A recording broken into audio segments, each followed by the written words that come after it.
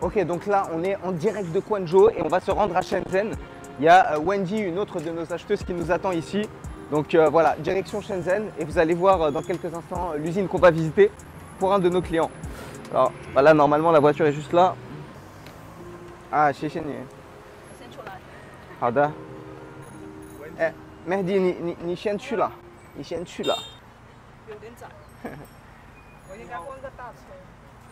Je m'appelle Jean Perry, votre expert en sourcing chez Sinosourcing. Je travaille entre la Chine et la France et ma mission, c'est de vous aider à naviguer à travers ces défis de la sélection du fournisseur crédible à la compréhension des réglementations européennes et la négociation de termes contractuels qui vont vous protéger.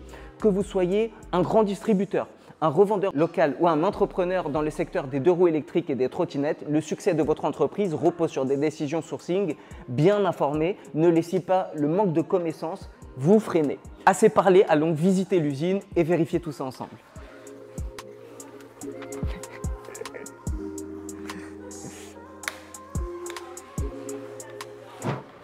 我拿基本那个给你看一下吧。你们所有的产品是吗？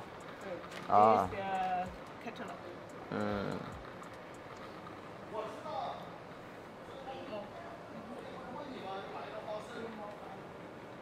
他们，哎，你知道他们大部分的客户是从哪一个国家的？美国、法国也有。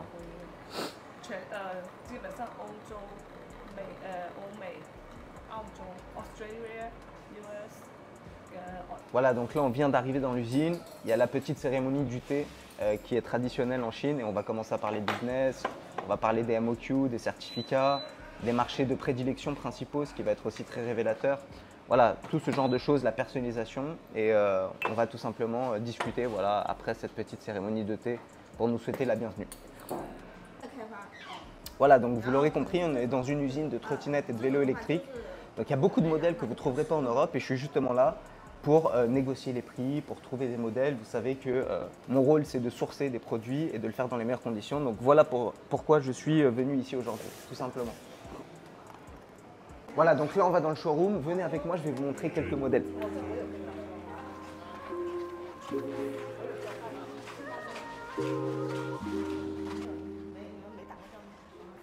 So what is their best seller? 怎么你会介绍一下？他不会英文，但是他可以跟你介绍，然后帮忙发。好的，我来说一下中文好吗 ？OK， 你最新的产品是哪一个？最新的产品啊，对对对。哇，写的中文讲得好厉害。哪里啊？一点点。车呢？那个 AR 走了吗 ？AR 在展会上。这个是最新的是吗？这个也可以算最新的，因为这款车我立杆已经拆掉了，这款是那个这款已经拆掉了，这个是。这个怎么用？怎么用这个？一根立杆。啊。这个地方。上去，然后。对，明白了。然后这个地方有个折叠，为了方便运输，可以折叠。然后直接打下去，整个纸箱包装就是木盒包装，大概体积就这么大，再高一点。明白了。你们的客户是是欧洲的，是美国的，Australia、澳大利亚，基本上都有，还有日本。还有日本吗？对，日本、韩国，都有，基本上都有。主要是以欧洲、美国为主。Voilà, donc je viens de discuter avec lui, je lui ai demandé quels étaient ses marchés de prédilection. Donc on est sur des marchés où la qualité est très élevée, par exemple le Japon, les États-Unis, les marchés européens. Donc il y a une question des normes, bien évidemment, derrière tout ça. C'est la raison pour laquelle je demande quels sont ces marchés de prédilection. Ce qui veut dire que toute l'alias documentaire requise pour importer en Europe, certificat CE, rapport de test, etc., ROHS, tout ça est respecté, bien évidemment, sinon on ne serait pas dans cette usine. Donc je vais discuter avec lui un peu plus en détail et vous verrez plus de détails par la suite. Ah, 好的。要滑行起步。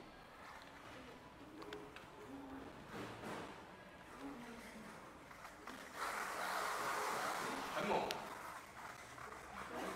很好的，很快的嘛，是吗？对，动力很足。这里有一点危险，我不要开得太快了。档位可以调低。没事。这是3档吧 ，S。啊，这个 S Sport 对，就是运动的运动模式。运动模式啊。这个是。Là, j'étais en mode sport et là, on va se mettre en mode économique parce que je lui ai dit qu'on avait peu d'espace, donc on peut pas créer d'accident quand même. Voilà, là, on est en mode urbain, éco-responsable. Ok, ouais. In the Yeah, yeah. winter, Ok, and ouais. snow, yeah. Donc là, il y a même des modèles adaptés pour la neige, pour les pays nordiques, avec encore une fois toute la question documentaire qui est respectée, hein, documents CE, rapport de test, etc. Donc ça, c'est des modèles, par exemple, que j'avais jamais vus jusqu'à présent.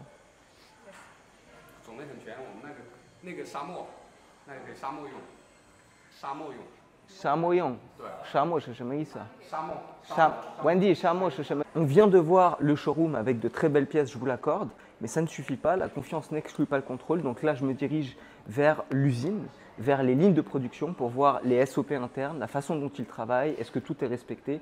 J'y vais dans quelques instants, on ne pourra pas tout montrer pour une question de confidentialité bien évidemment, mais je vous expliquerai comment ça se passe. On est en pleine usine, en pleine ligne de production, en pleine ligne d'assemblage. Donc je pose quelques questions techniques. Ça ne suffit pas pour qu'on fasse un audit de l'entreprise, on a des partenaires qui vont auditer, mais déjà je comprends comment ils travaillent, avec qui ils travaillent, comment ils fabriquent les marchandises, quels sont les process internes, pour comprendre en fait tout simplement à qui on a affaire et pour présenter en fait ces produits à des clients. For the inspection. Ah, inspection. Audit the scooter would pass or not. Yeah.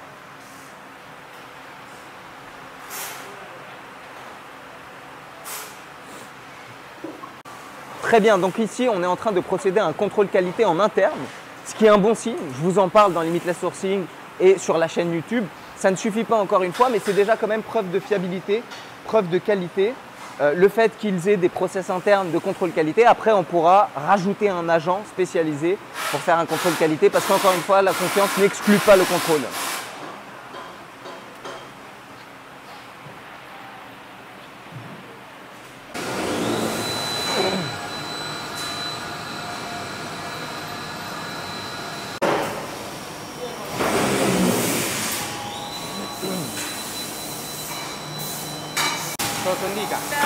The scooter steam. Oh yeah. 这个冲压冲口。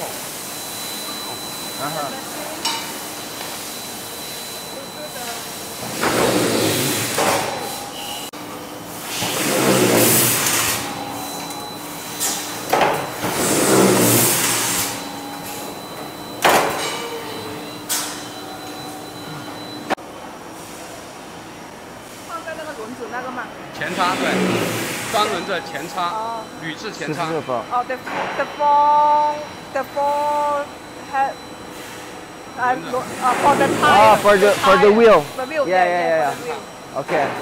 都是这里做的，这边机身加工。No anyone handmade to customize. Anyone can make what you mean? Yeah. No the handmade.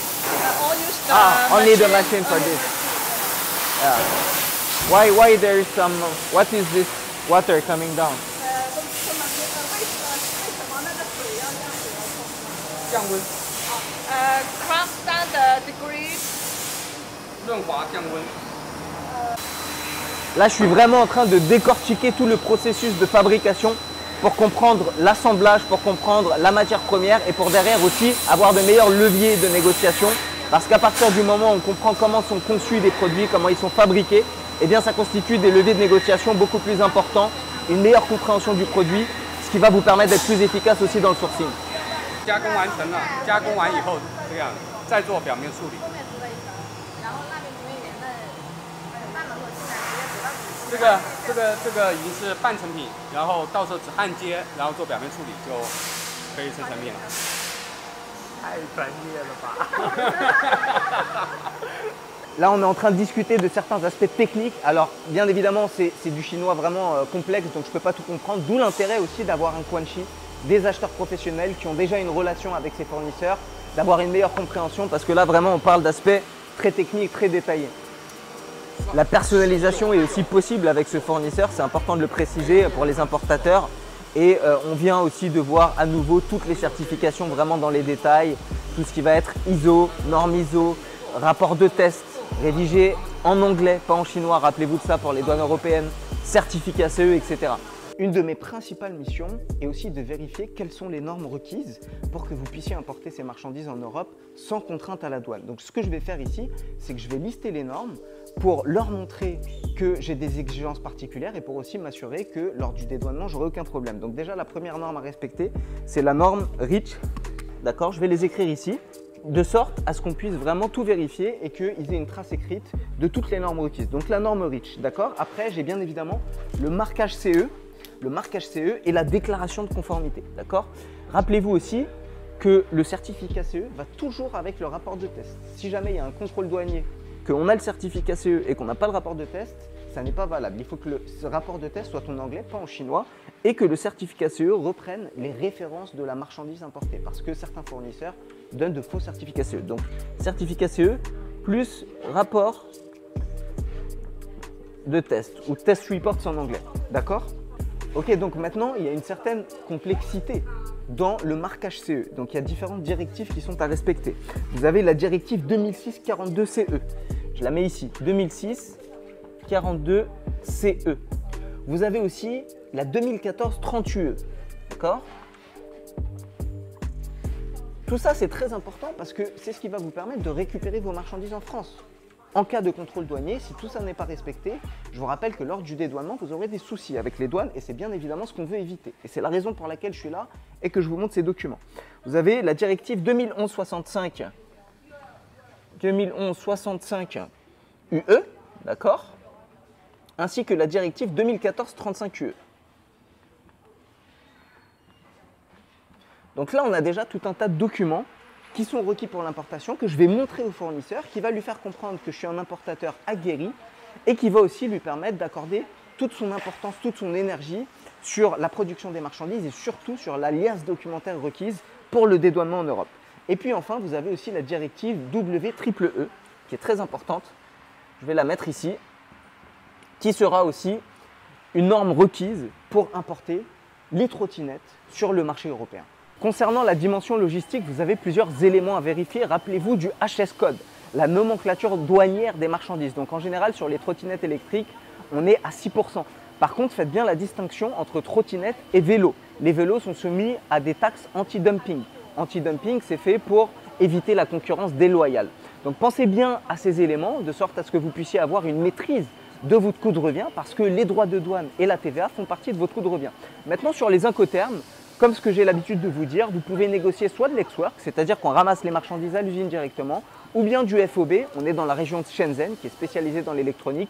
Shenzhen est un port principal et le fournisseur n'aura aucune difficulté à livrer les marchandises au port de départ. Donc privilégiez ces deux incoterms, ex-work ou FOB, et surtout évitez le CIF ou le CFR qui va engendrer des frais très élevés à destination. On arrive à la partie négociation. Rappelez-vous que la négociation, ça n'est pas que négocier le prix. Vous avez une multitude de leviers de négociation, les MOQ, le fait d'être mis sur liste prioritaire, par exemple, parce que ce sont des usines qui ont beaucoup de clients. Donc, développer vraiment cette relation de Quanchi. Et puis, tous les autres leviers de négociation existants, les délais de paiement, les conditions de paiement, etc. Pensez aussi, lorsque vous négociez, à parler des termes et des conditions qui vont protéger l'acheteur contre tout litige, qui vont représenter des mesures de compensation si jamais demain il y a des problèmes de qualité, de délai de production, etc. Donc voilà, là on est vraiment en train d'entamer la phase négociation qu'on va terminer lors d'un petit repas dans lequel on va se rendre d'ici quelques instants. Bon, là on va déjeuner avec nos partenaires. On va parler un peu plus en détail de toutes les conditions commerciales à travers un repas. Ça fait partie de la Chine, de la culture chinoise. Vous le savez, on parle énormément de Quanchi. Je vous parle énormément de Quanchi qui est une dimension socio-culturelle, professionnelle en Chine. Et c'est à travers le Quanchi qu'on va aussi pouvoir négocier de meilleures conditions. Donc bien évidemment, il faut le faire dans les limites du raisonnable, mais c'est aussi à travers des repas d'affaires, ce genre de moments qu'on peut négocier des conditions commerciales. Et il faut vraiment se prêter au jeu pour que vous puissiez développer de meilleures relations commerciales et obtenir de meilleures conditions commerciales tout simplement. C'est bon? Bon voilà, là je vais déballer les couverts qui sont souvent présentés sous cette forme en Chine et je vais en profiter pour accomplir ma mission qui est d'obtenir de meilleurs prix, de meilleurs MOQ, etc. etc. Voilà. Et d'ailleurs, petite dédicace à la jante féminine qui me regarde. Vous voyez, en Chine, il y a beaucoup de femmes qui font du business. On négocie beaucoup avec les femmes. C'est un peu moins fréquent en Occident malheureusement, mais j'espère vivement que ça arrivera très rapidement. Voilà. 所以你要放开水洗那个茶杯是吗？好的。En fait, voilà, en Chine, ce qu'on fait souvent, même si c'est emballé, même si c'est emballé, on met un peu d'eau bouillante pour nettoyer les couverts. Voilà, c'est une petite pratique courante en Chine.